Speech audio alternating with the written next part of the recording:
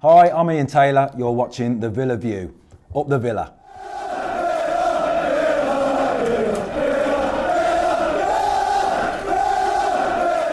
Hello and welcome back to the Villa View for a match preview ahead of Aston Villa's home game tomorrow evening against Bristol City. Dan, what can we expect?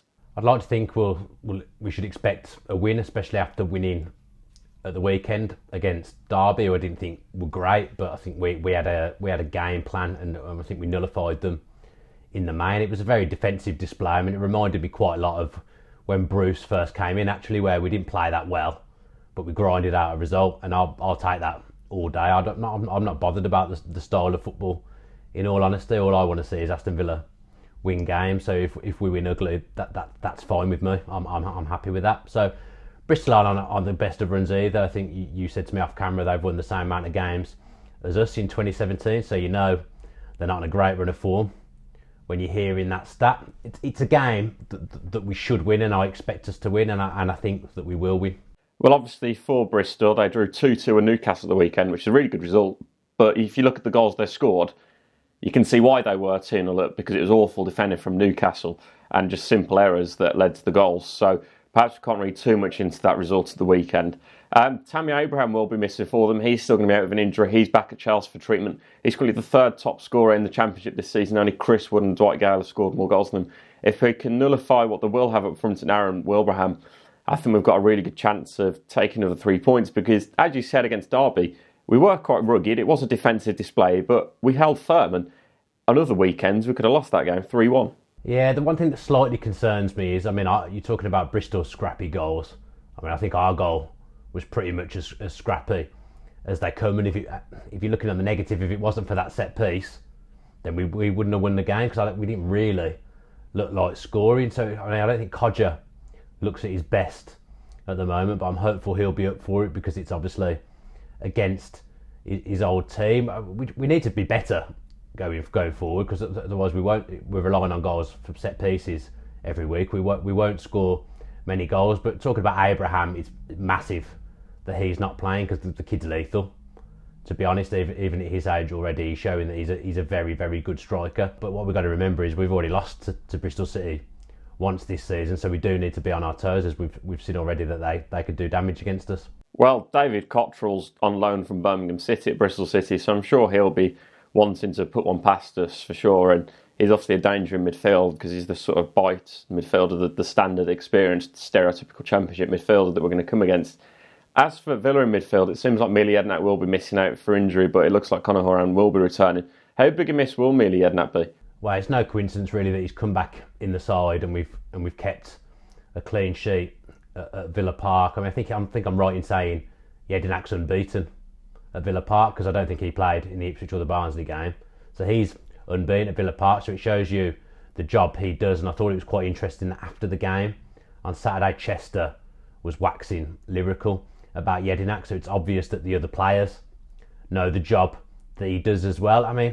It's bad when you're in the situation where you've got a certain type of player like Jedinak, and if he gets injured, you haven't got anyone to replace him and do the same job. I think Gardner's possibly capable of doing the screening role. I know he was only on for about 5 minutes, but I thought he looked quite decent, actually, quite up for it when he came on. But if either Horan or Jedinak are out, I'd be putting Gardner in probably. I think we've got to keep the three in central midfield, and I think Bruce knows that now as well. That was the formation that worked when he first came in, and we've gone back to it, and we've picked up a result of the weekend. So I think the 4-3-3 is important. It's important now we start building a way of playing and building a system. That's what we need. We need to have the consistent system, because you won't get consistent results if you haven't got consistent team selection or system, and I think that's shown over the last few weeks. Obviously, Leandro Bacuna is going to be missing out through that 3-match suspension. We'll come on to that very shortly in a second, but at right back, I think it'll still be Alan Hutton.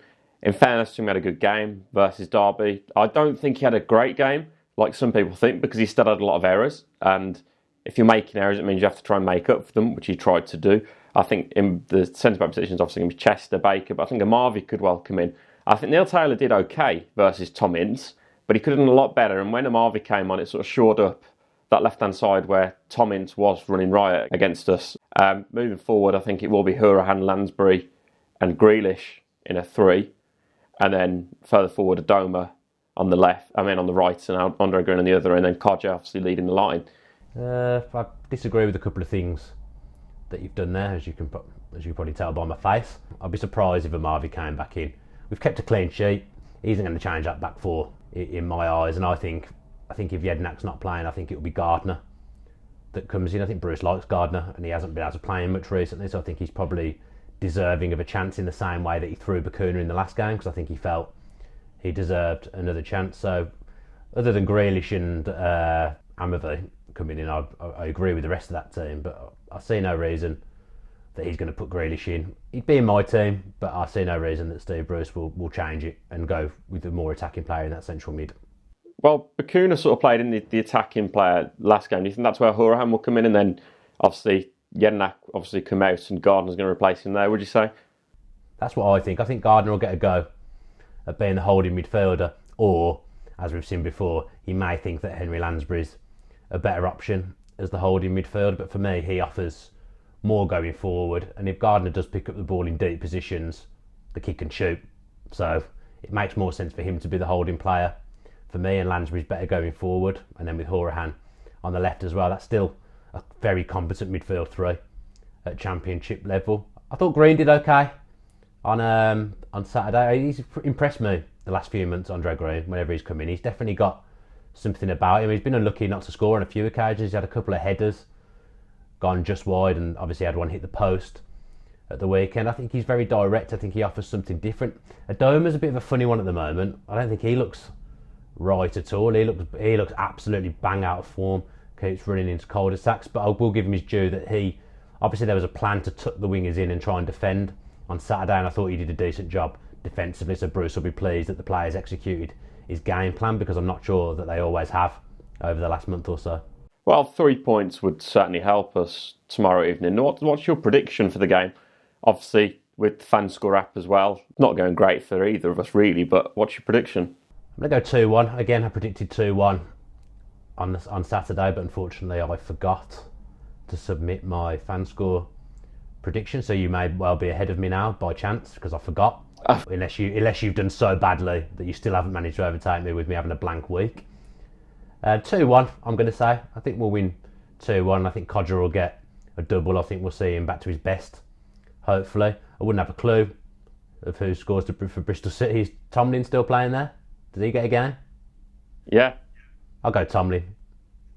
Good knowledge. Well, I actually put my prediction in the group chat before you this week, and I've gone with a 2-0 Villa win with a Kodja brace. I'm going to change from Kodja brace because I don't want to do what you do and outright copy the other person every single week. I think Chester's going to score again. I'll go Chester Kodja.